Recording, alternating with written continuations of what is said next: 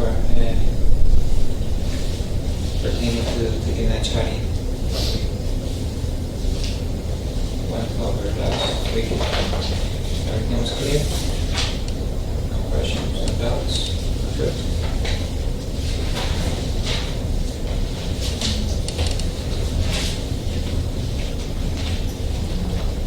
So today we're going to be looking at Rituchari. Rituchari is the seasonal region. We're going to see, including in Rituchari, is Ritushan, which is the periods between seasons, which are very important in Ayurveda. And then we're going to be looking at Satvarita, which is the moral and ethical regimen that we need to follow. Okay? So my plan is to cover all that before lunch. Okay? And then after lunch, we can do a practical in preparation for tomorrow. Okay? We'll need somebody to be a patient, and we'll need somebody to be the clinician, and we'll need somebody to be assistant to the clinician, which is the rest of you. Okay. So this is the plan. That's it. Okay.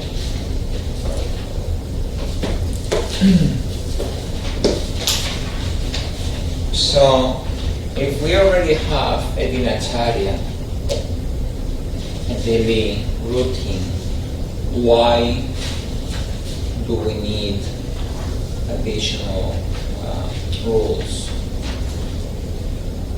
Well, what is it? Why? The environment changes. So what happens when the environment changes? You gotta change the system, the food. Why? Because the elements and the ratio of the elements externally change, so that means internally it's gonna change too. So the key concept here is adaptation. That's the key word.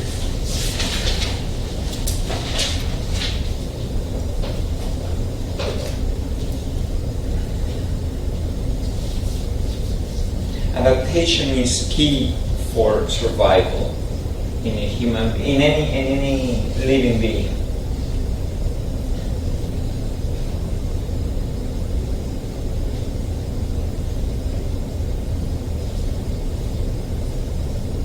We always or normally hear about the bamboo being so flexible, but we don't have to go to a place where they grow bamboos. We can see the palm trees in Florida when the hurricane strikes. You have seen them, they're extremely flexible. They go like this, and then they come back little by little. But the big trees, they all fall down, when the wind comes. So adaptation, flexibility is what's gonna make us live a healthy life. When there is any of these changes that you guys were talking about, then these changes produce kind of a stimulus inside the body, and then the body reacts to it.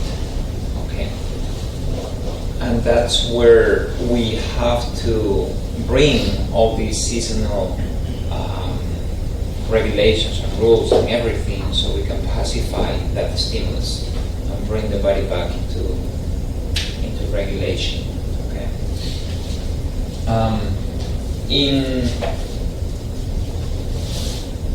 We're gonna see what the rishis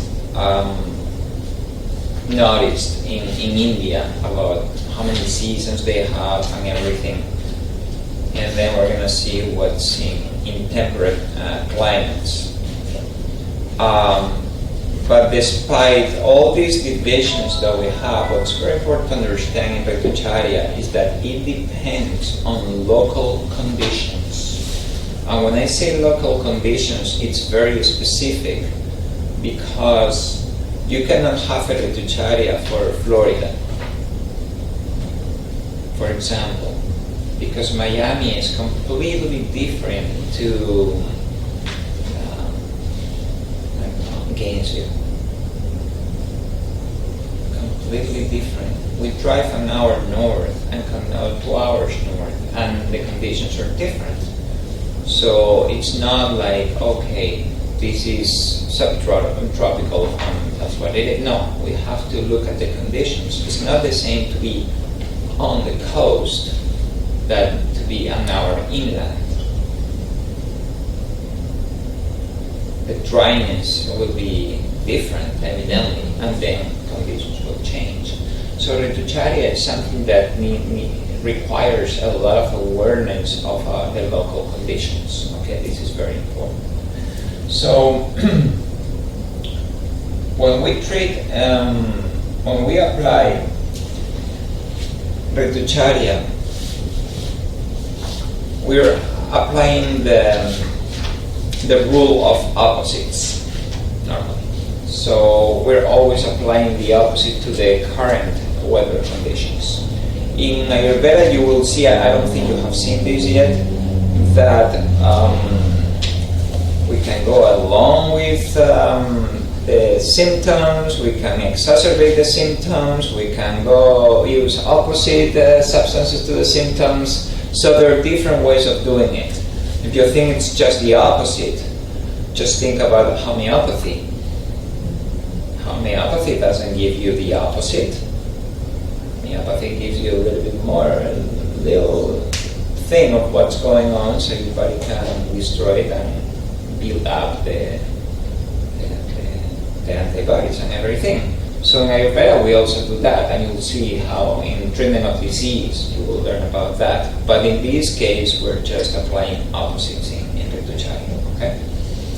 So the ancient rishis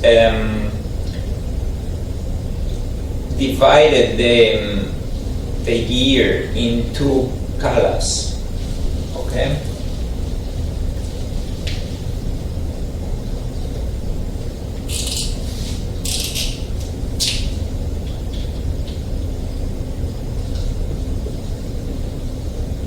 You're gonna see kala like that or like that.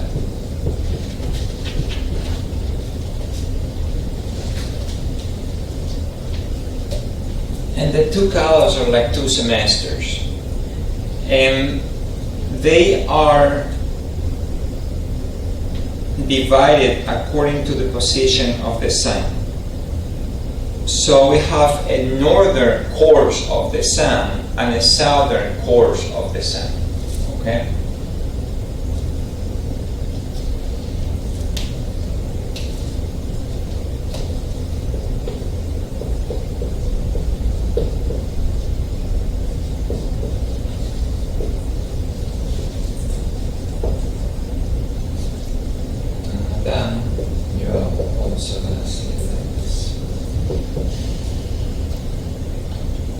Adana Kala and Visarga Kala. Adana Kala is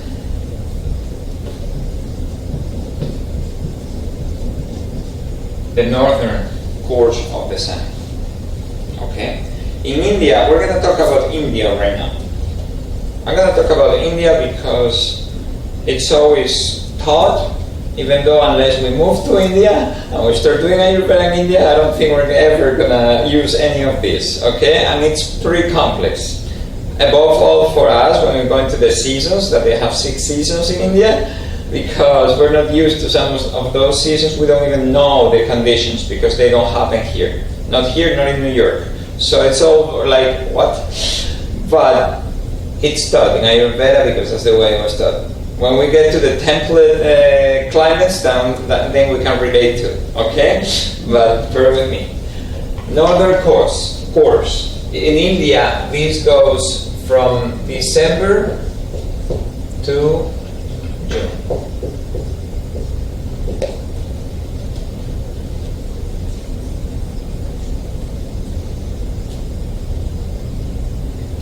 This is the time of heat.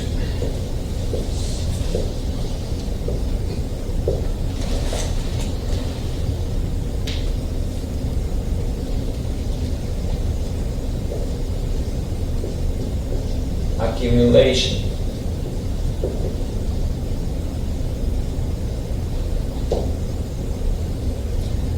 Adana means taking away. So what happens in this case is that the heat of the sun takes away the strength of all living beings. Okay? It saps all our juices or all our strength.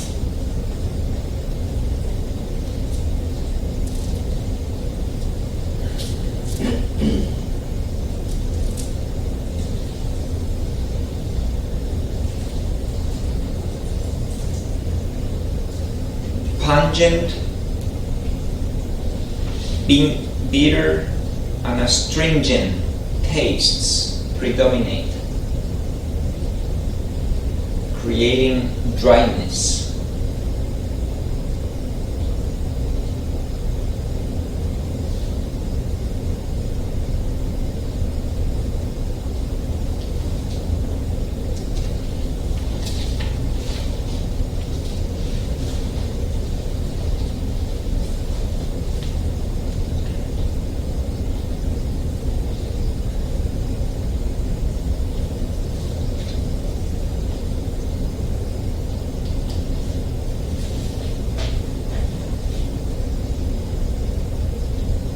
In Visarga Kala,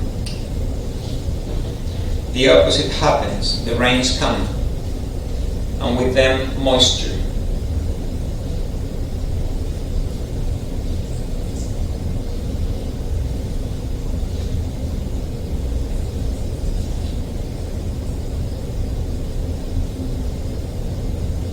Visarga means giving. So what happens is that the rains bring coolness, the earth cools down, and strength is returned to all living beings.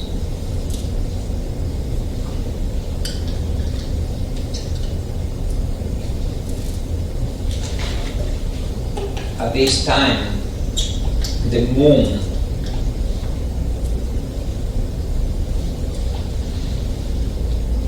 acquires like a main role in cooling the earth.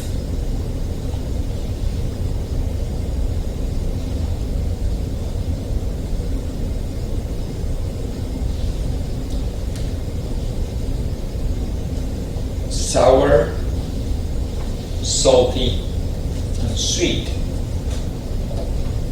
predominate, therefore increasing hydration.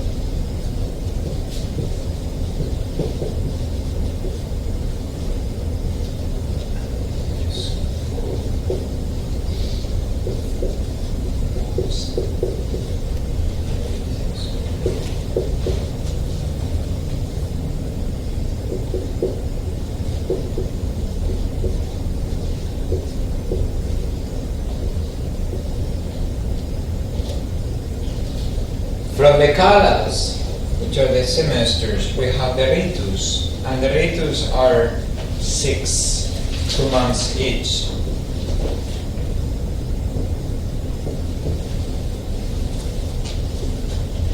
And the months are called masas.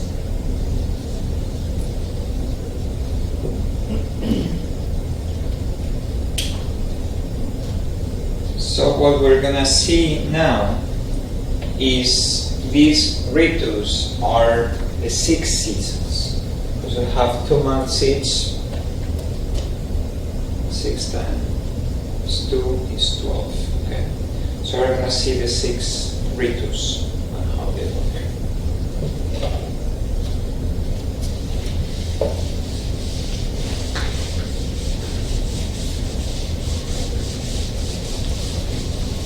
We're going to see we have 3 ritus in Adana Kala and 3 ritus in Visarga Kala.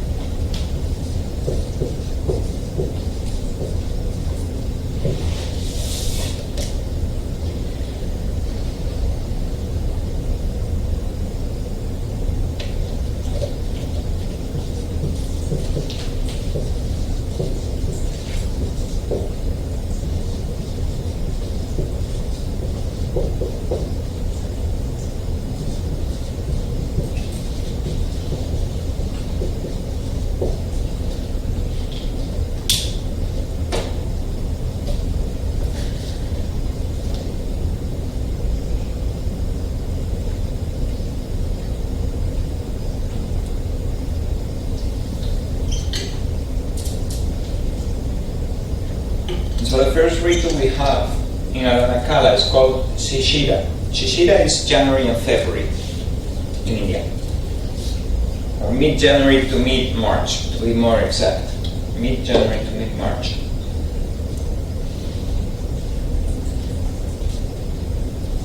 It's a cold, dry season. It resembles a winter here, more or less. Cold and dry season.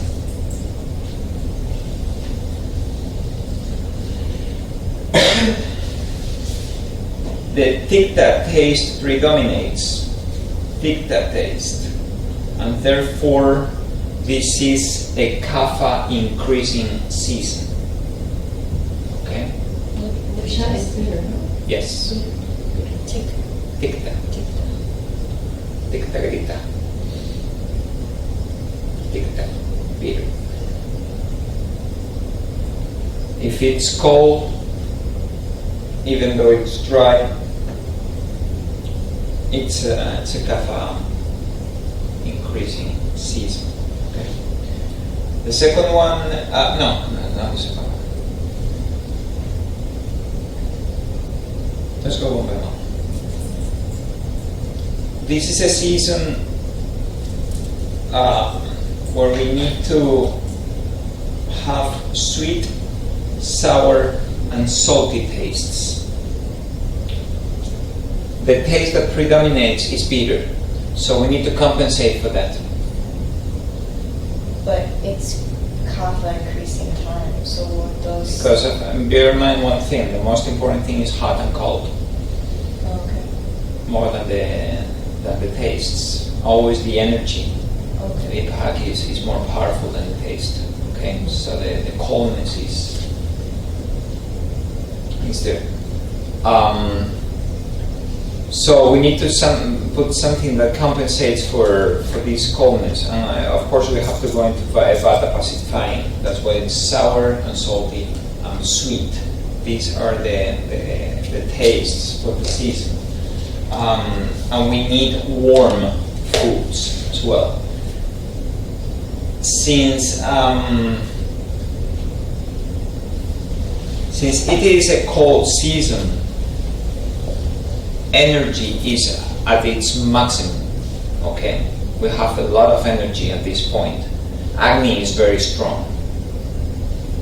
It doesn't dissipate into a rasa and rakta.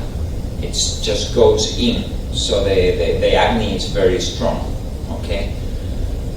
Charaka says, since we have maximum strength, sex is allowed daily. This is very important in Ayurveda, all this thing about brahmacharya. Okay.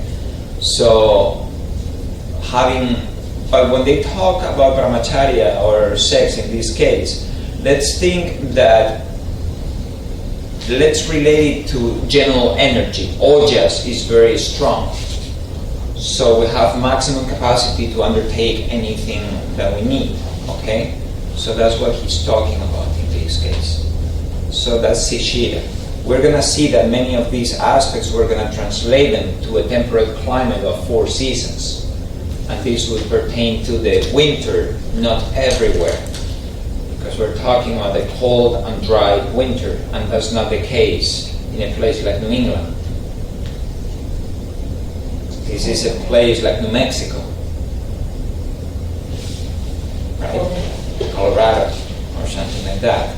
So we have to look at these things. That's why they're not the same. We need to make changes here, okay? The second one is Vasanta. Vasanta continues. It's for mid-March to mid-May. These may be called spring, but I wouldn't call anything. This is when the cold starts changing into hot climate. Okay? So the bitter, the taste here is kasaya. What is kasaya?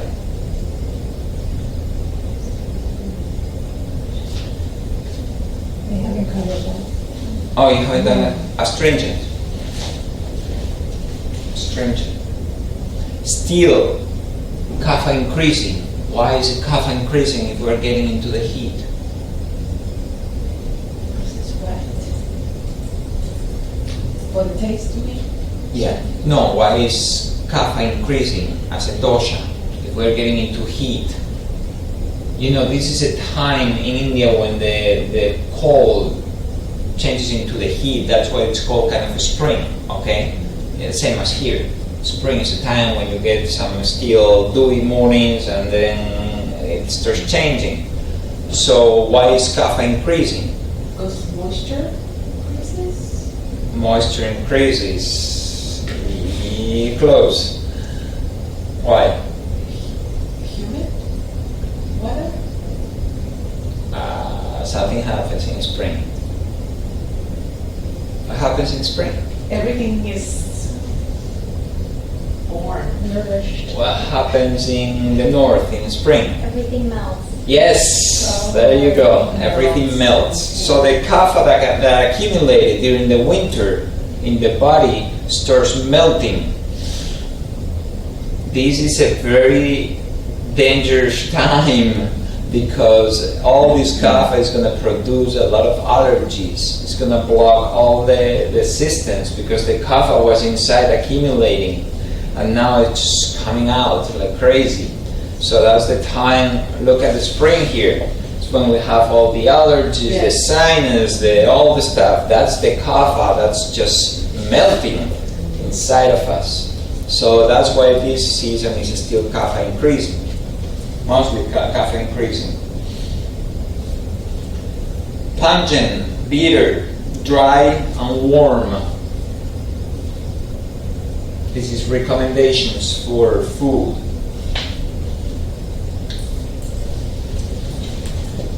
Dry and warm. This is a time of medium energy. Because the sun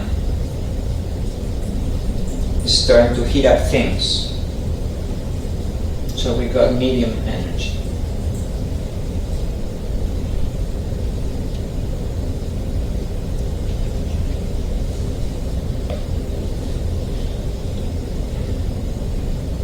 So Charaka says you can only have sex every 3 days. which means take things easier. Don't overdo. You're not so strong as you think you are, okay? This is a great time for panchakarma, for kapha types mostly.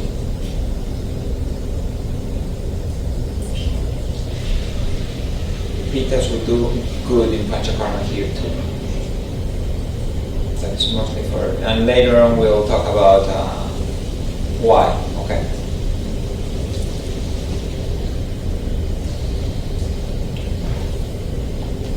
The third season goes from mid-May to mid-July. It's called Grishma, and this is hot and dry.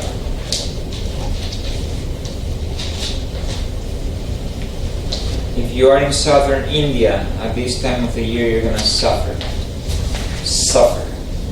because you're in the 100 plus, and it's the sun is brutal, and the heat is brutal. Last year From in India, it was just as bad with the weak heat wave. the what? Last year, Yeah. I went to India in the entire month of June, and the temperatures were over like 110 degrees in Varanasi, in Rishikesh, so In Rishikesh too. yes, Wow. it's like really. That's intense. In Rishikesh, I got 100 Yes. Even in April in southern India, it's unbearable already. It gets in the upper 90s already. The heat is just. Your eyebrows burn. Yeah. We were allowed to go out. We went out into the Ganges to our ceremonies on a boat on the Ganges at like 4 o'clock in the morning. Then we would come back to the hotel by 7 and not be able to go out until 5 in the afternoon. Right. Because that heat was so intense that we would literally get sick if you didn't go out. So really hot and dry. Musty. Yeah. So the taste that predominates is katuka, which is pungent, evidently. Katuka? Yes, katuka, pungent. This is vata and pitta increasing, aggravating season, and it's a kapha relieving season, alleviating. It's hot and dry, completely the opposite to kapha. You may say, but hot is good for vata, yes, but not extreme hot and dry. That would just die out a vata type. So this is a time of minimum strength. Minimum strength. Our strength is just sapped away. So Charaka says, yes, sorry. So both Vata and Pitta are aggravating. increased, yes. Both of them.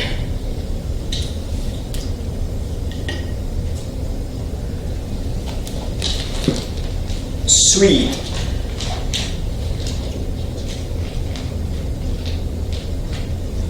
Light.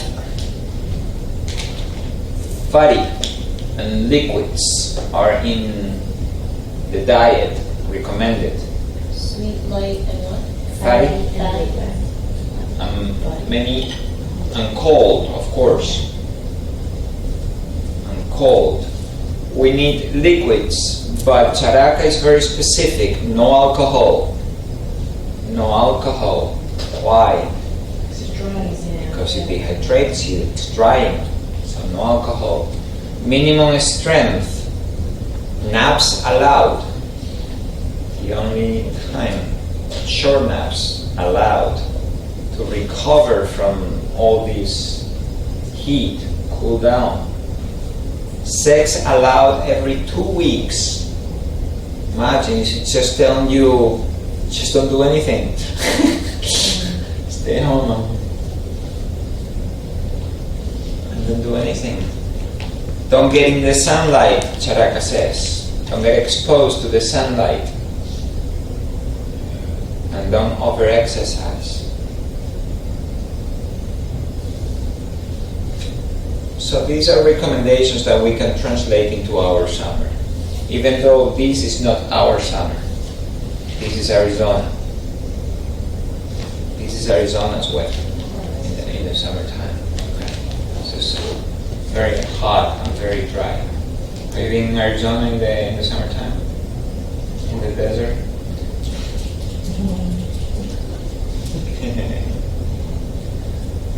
Let's continue. Let's move into Visarga. So Visarga goes from mid-July to mid-September.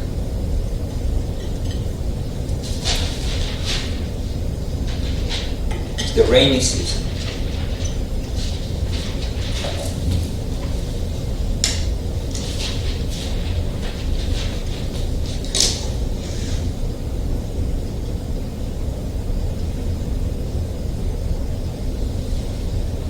It's cold and damp. It's not the rainy season here. It's cold and damp. This is a season for the fall in New England, something like that. Yes, it's like a fall in certain parts of the world. You said mid-July to Mid-September. Are we talking about Varsha? Yes. you said the season was Rainy. It's rainy. The taste that predominates is amla. Amla is sour.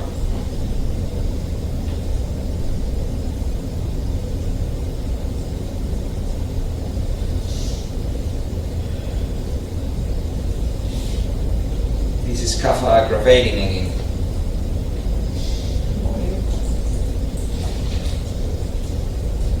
So what do we need at this point in this very wet, very cold season? something Dry foods, dry foods. Old grains, pulses, legumes,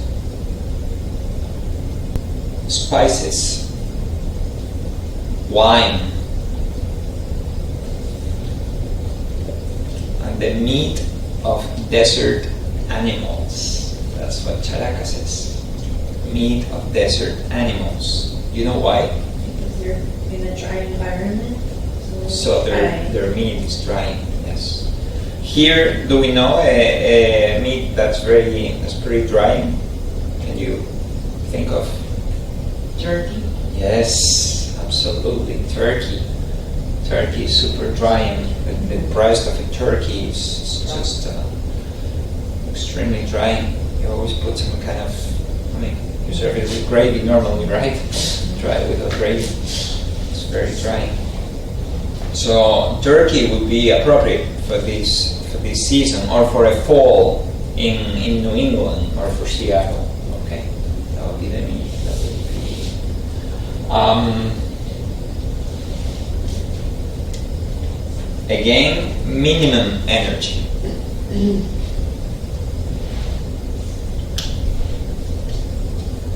Minimum energy because you come from a very hot season. This is something we don't understand here. That's why I'm saying this is very puzzling to me.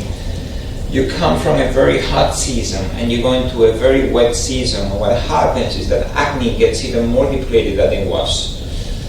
So that's why it's so, there's no strength whatsoever. Okay?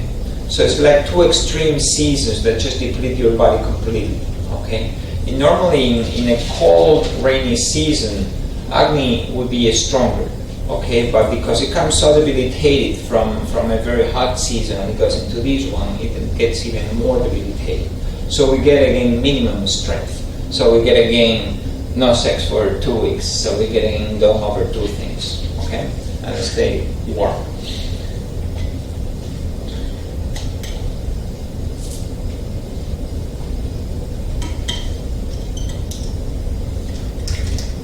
The next one is Sharad, mid-September to mid-November.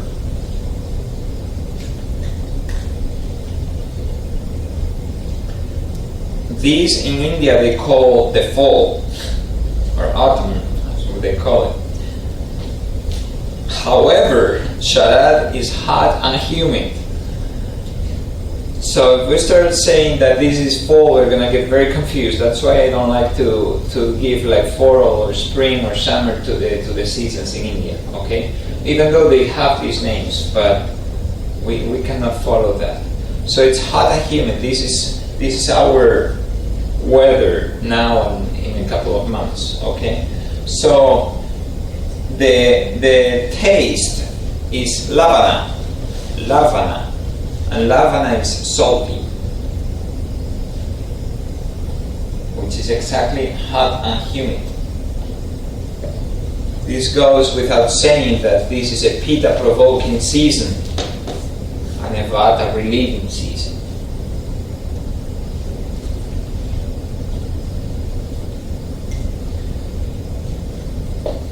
So we need to take care of pitta at this point. So what do we eat? Sweet, bitter, and astringent, the cooling tastes.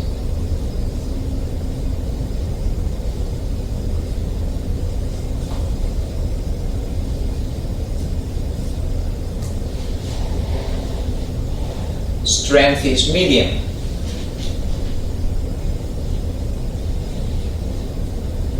So we go back to sex every 3 days. Still don't over-exercise.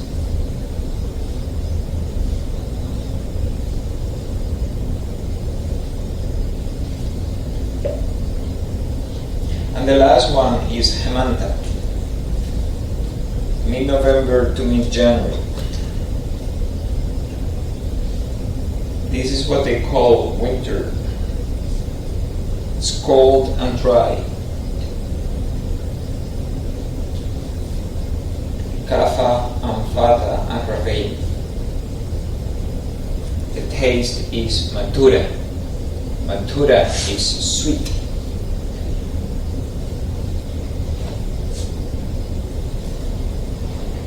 Pitta relieving, of course. You said it's cold and dry? Cold and dry. So it's pitta relieving, 100%.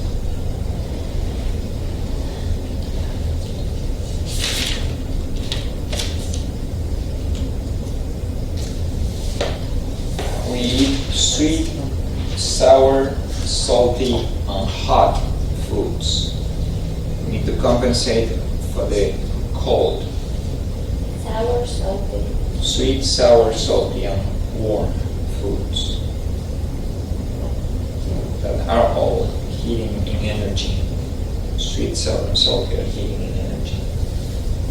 We have maximum energy again in the winter here.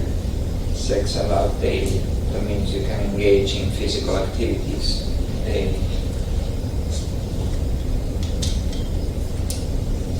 And this is a time for daily abhyanga. Big time to compensate for cold and dry.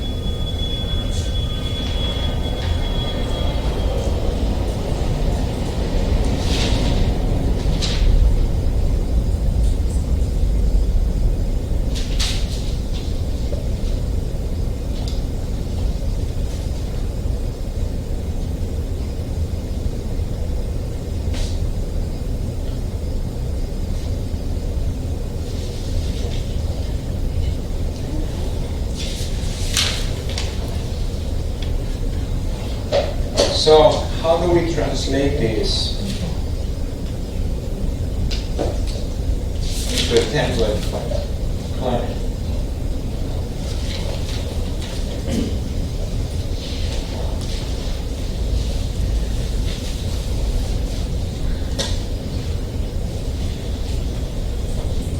First thing is the colors are different here. The colors are different. So the kalas would run, Adana kala would run from the autumn equinox to the spring equinox. That would be from September 21st to March 21st. That would be Adana kala in a temperate climate of 4 seasons. September 21st to March 21st.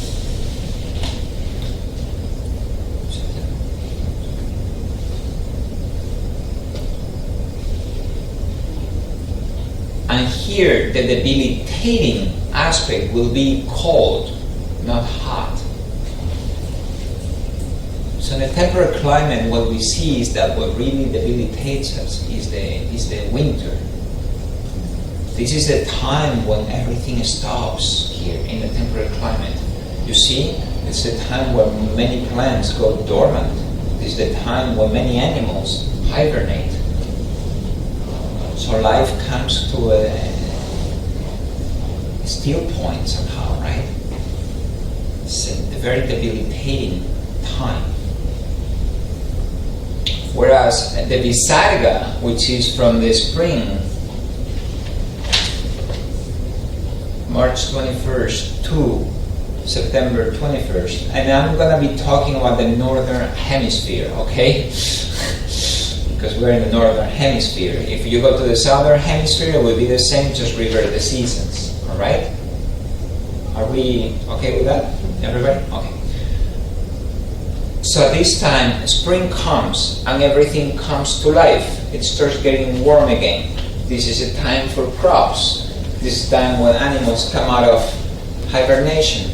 This is when the energy comes back into us, you know. Comes spring and everybody's out and you have this zest for life and you're so happy and you don't know why and you're sick with rhinitis and all these things, but you're still very happy. That's because we're starting into the Visarga kala, okay? The strength is coming back to us and we feel that rejuvenation in us, okay? So that's the first thing to understand in a temperate climate. Now we have the change of the kalas. Now we don't have 6 ritus, we have 4 ritus, if you want to call them that way. And each ritu is 3 months, right? All the time talking about the northern hemisphere. So we're going to start with winter. Winter may relate either to Hemanta or to Sichira, depending on where you are.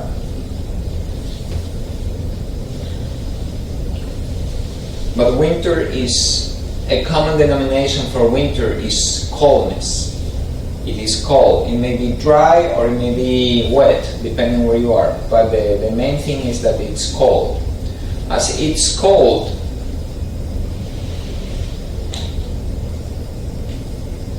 the body compensates for this cold by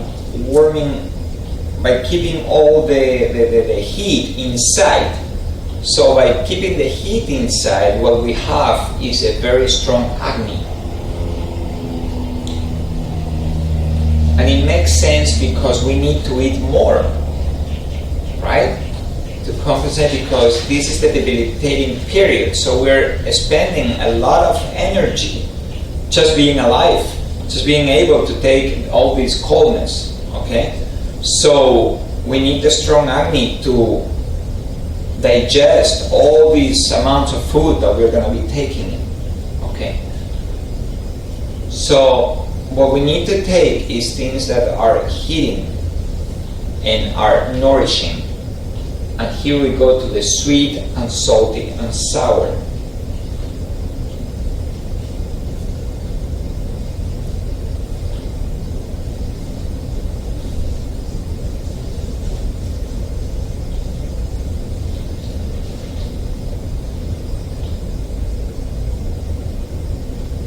This is a time of nourishing, of nurturing. This is not a time for diets.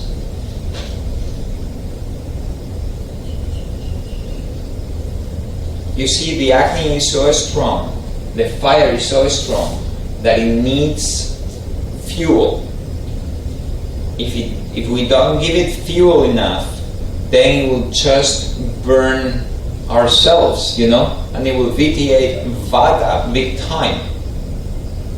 And Vata will increase exponentially because it's already being aggravated by the cold. Okay? So this is a time to eat and eat well. It's not a time to be, oh no, I need to eat. No.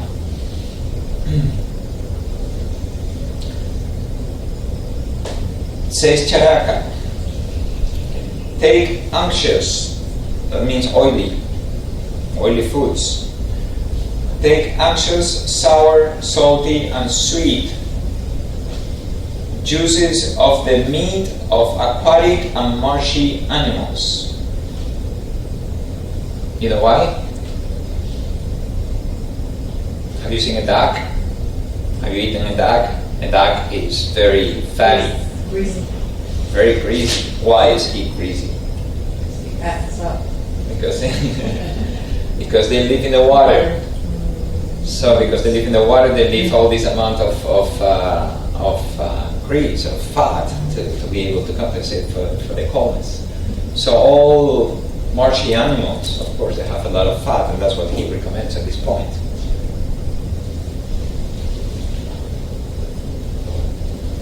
Meat of burrow-dwelling animals that eat by snatching. It's the same thing.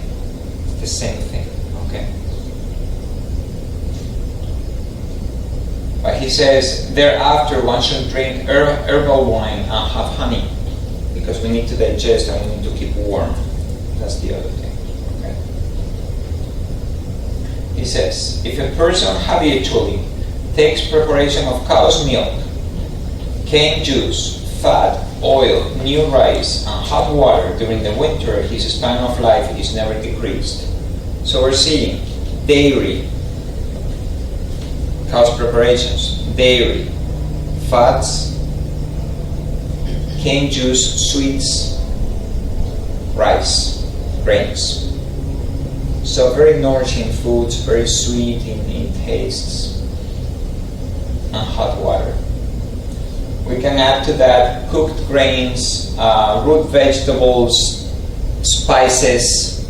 And in India, for example, they eat urad dal soup. Urad dal is black lentils. Urad dal is, black lentils are very hard to digest, but they're very nutritious, extremely nutritious.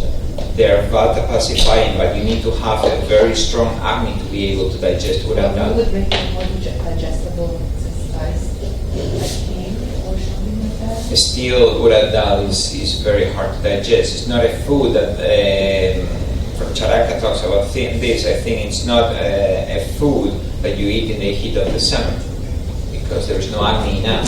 And it's very heating too, so it's a very good food. Here we use I use urad dal for some dishes like lemon rice, and you put a few of them, and then they become like toasty and crunchy, and they're very tasty when you chew on them. And we use them for stir fries or stuff like that. But in the West, we don't have a tradition of eating urad dal soup. We have mung bean soup, but not urad dal. We're not used to it. Okay? But you can relate that to other things that we have here. Okay, this is a good time for stews. Like in the West, normally we have stews at this point of different legumes. Okay, beans and so on and so forth.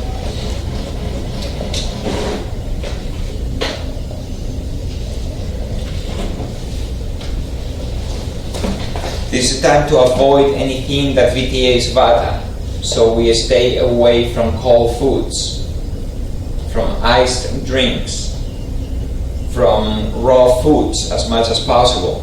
It's not a time for salads, big salads, or any of that.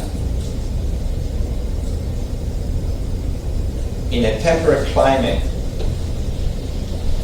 even fruits, which is a raw thing, you will see that nature will not give you too many fruits at this point. Maybe you can eat some apples or pears or something like that, and that's pretty much it. There's not anything else in temperate climate that grows in terms of fruit. Yeah, we store them and we eat them and we import them from other places, but basically we have no fruits in the winter time. Okay, so this is part of this, no raw stuff because it increases vata. Okay, and if you think about it, is exactly what your body wants. What does your body want in the winter time? Soups and stews. Healthy. Root, vegetables, Ajiaco, ajiaco, sin carne. with meat, whatever. Meats, that's when the body wants meat. The winter time is when it wants meat, really. Okay.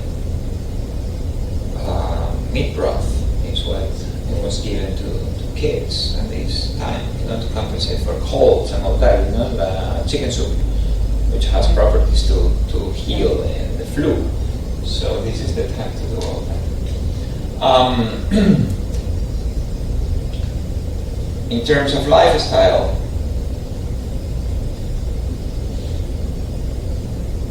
this is a good time for exercise. This is a good time for basking in the sun, if there is any.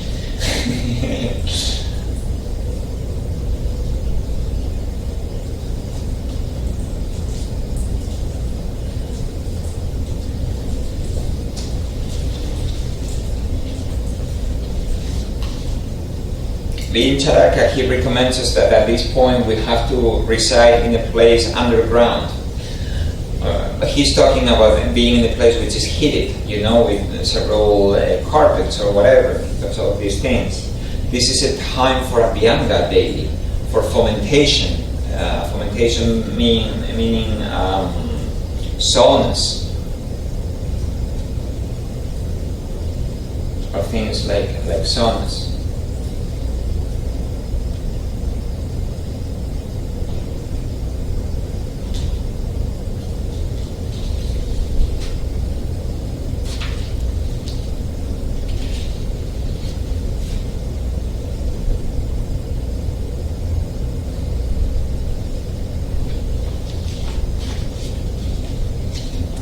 We wore heavy, warm clothes made out of wool and other materials that are warming to the body. We use colors that are vata pacifying. There are some practices in Ayurveda, which is not the common thing that we see all the time. For example, color therapy or gem therapy or mantra therapy. These are like adjunct therapies. Color therapy is quite important and it's very effective. I remember in the Ayurvedic Institute, they would always do color therapy when they did Panchakarma. They had a machine, they have a machine, and they always do the color therapy throughout the chakras, and for some people they will recommend certain colors, okay? When a baby is born with jaundice, they put it under a blue lamp, and in 2-3 days the liver just starts working again, So it's very interesting how light, how color is so powerful in us. So this is part of the Ritucharya. So what colors are pacifying to Vata? You guys know, and then we'll get a little bit into color therapy. Reds and oranges, browns. Okay. Yellow. Browns, so. Yellow. Yellow. Why? Because these colors are vibrant. They are warm. Okay. Warm colors. Those are the golds.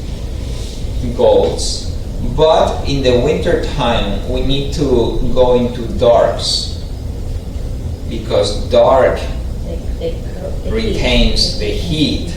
So we need to go into dark colors like this type, okay? If you get very, very bright colors, it doesn't do well with Vata. That's too much for Vata. Like neon colors would not be, it's too extreme for Vata. Also, these extreme combinations of colors wouldn't go well with Vata. Too many colors together wouldn't go well with Vata. It's too much movement in those patterns, or strange patterns. That doesn't go with Vata. Okay. Kaphas would wear pretty much the same thing in the winter time as Vata. Dark reds and yellows and oranges and things like that. Gray can be worn as well, being a neutral color at this point. Okay. Kaphas should not wear too much gray, but Vatas can wear some gray.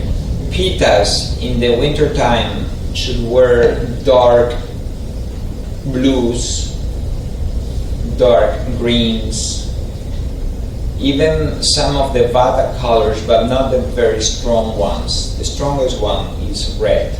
So Pittas can do some dark, like this, dark orange, or a dark yellow. Do you know about colors? I'll talk a little bit about colors. Just brush up, okay? Red is the most intense of colors. It's the most Pitta provoking. Okay, it brings a lot of heat, and Pittas should barely ever use it. If they use it, it has to be a light kind of red. Okay, it's very aggressive. It's very aggressive. It's very rajasic, and it should never be combined with black, because black is very tamasic. It's the most tamasic. So if you wear red and black, you're just combining rajasic and tamasic, which is not a good thing here.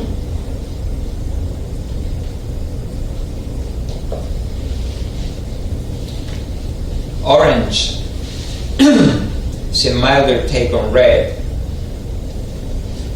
It's warming. It's a color of purity.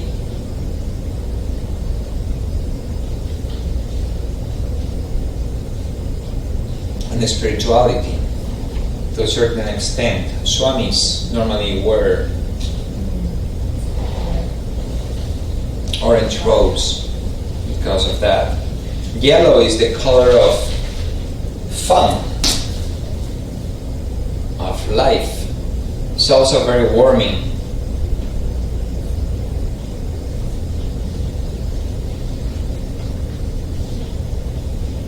It's still Pitta provoking because of the healing qualities.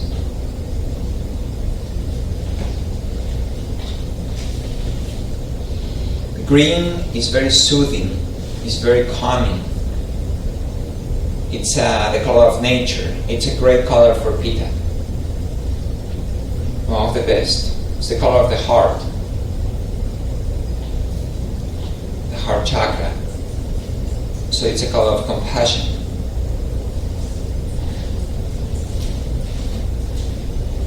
Blue is the color of healing, by far. It's very cooling as well, and very soothing. And it's also a color used by Pitta types mostly.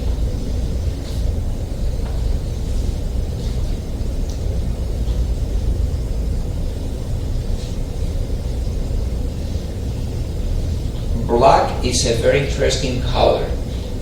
It's a color that can protect us, but it's also a color of isolation. It's a color that is used by people who is renouncing the world